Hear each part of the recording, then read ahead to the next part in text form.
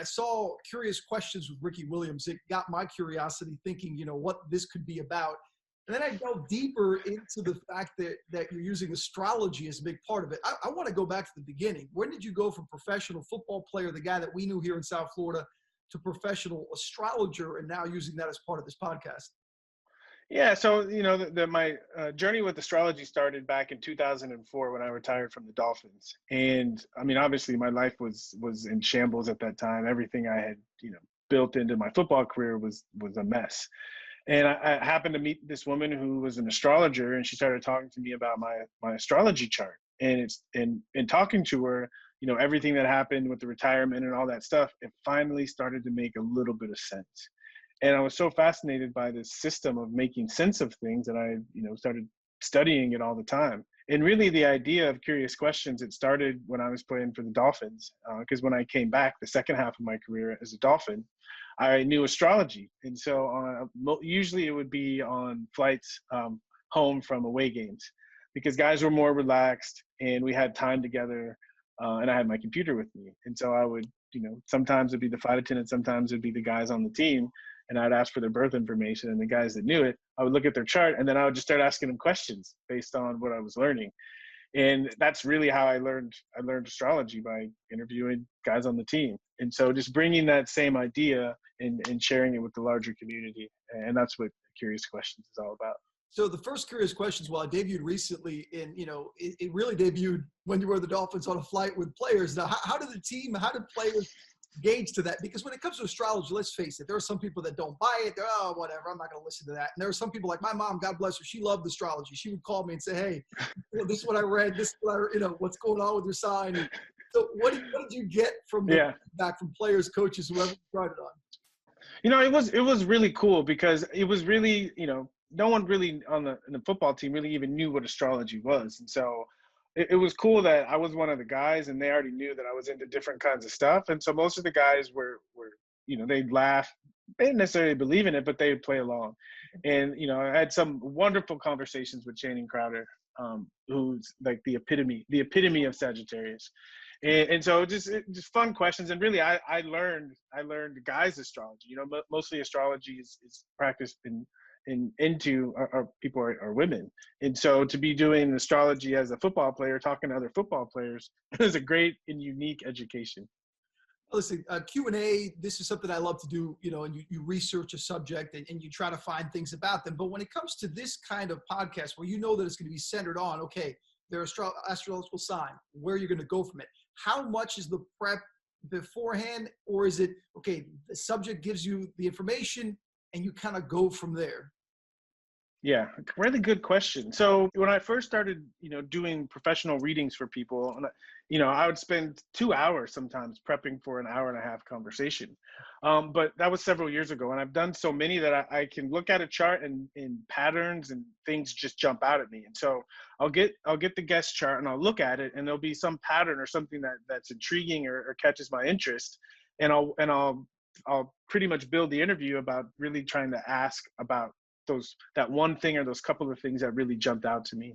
And the kind of underlying my hidden agenda here is really to teach people astrology. And I think it's too difficult to really learn astrology from reading books. It's too abstract.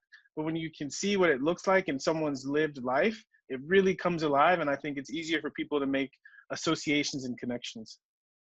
You mentioned, your time in Miami and how it ended and where you were and the things that had to happen. And, astrology was one of the things you turned to. When you think back to your time in Miami, you ask a Dolphin fan, they say, oh, I remember the Ricky leading the league in rushing and leading the league in carries. And the big year he had, I think it was 2002, 2003.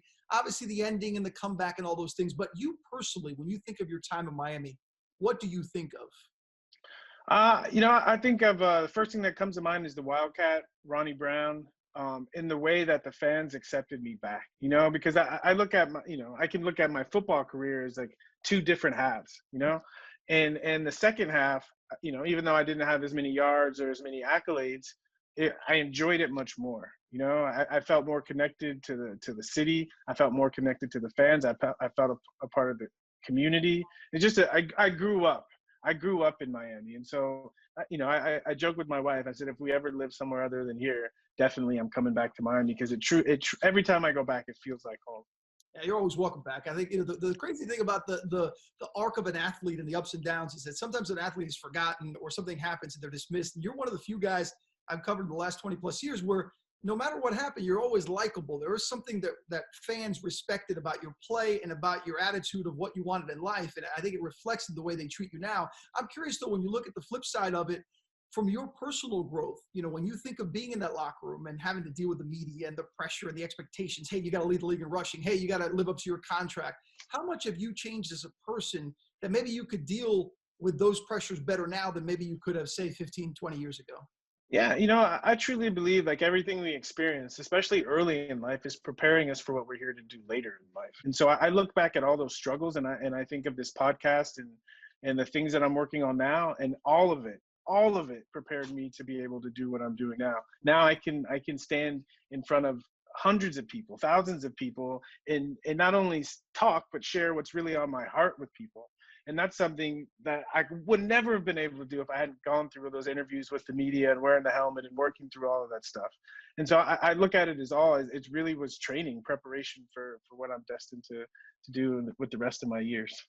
All right, so we got Curious Questions with Ricky Williams, some really cool guests. I know that you've got some eclectic guests, some interesting people. And, we talk about the astrology part of it and people learning and understanding it.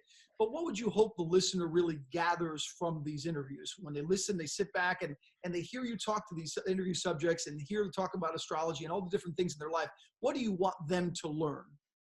Yeah, that's you're asking wonderful questions. This one is. It's if you think of astrology, a lot of the planets, right, they're named after Roman gods. And so we know Roman gods, Greek gods from mythology. And what I found is in all of our lives, there are certain myths playing out in our lives, and so I think when you hear a person's story that's framed this way, you start to track these motifs, these themes. And you realize that life is really about living out these stories. And I think hopefully people feel more creative. The whole idea of astrology was, long time ago, our ancestors looked at the stars at night, and it triggered their imagination, right? They saw shapes and stories and dramas play out. And I think that's what astrology is about. It's a system that allows us to interact with our lives where it's like we're more creative and we recognize these themes playing out. I have a feeling that the people that you will interview are going to be fascinated by it, and obviously people that respect you and that look forward to the conversation. Ricky, one last thing, and it's not that I'm asking you to do any kind of astrology with me or read me or anything like that, but how would it work if I'm your interviewee, right? And I'm coming on the show and we're discussing, what's the first thing, what's the process? Do you ask me for my birthday, my sign? So my manager will reach out to the guest and then so when on my calendar it'll say Wednesday cast studio podcast, and then in the notes it'll have their birth information. And so I put it into my computer and I print out like the chart, and then I look at the chart and then I'll say, oh wow, that's fascinating. And then I'll think, I want to know more about that. And so usually the first question will be about whatever jumped out to me. It's interesting. Well, listen, we all look forward to it. I think Dolph fans in general of you over the years, and just people that want to be entertained and fascinated a bit, learn about astrology, look forward to Curious Questions. Ricky Williams, you can find it Apple Podcasts. You can go ahead and download. Ricky, I'm going to hit the download and subscribe and look forward to listening. All the best to you and your family. It's good to see you. I'm glad you're doing well. Awesome. Thank you.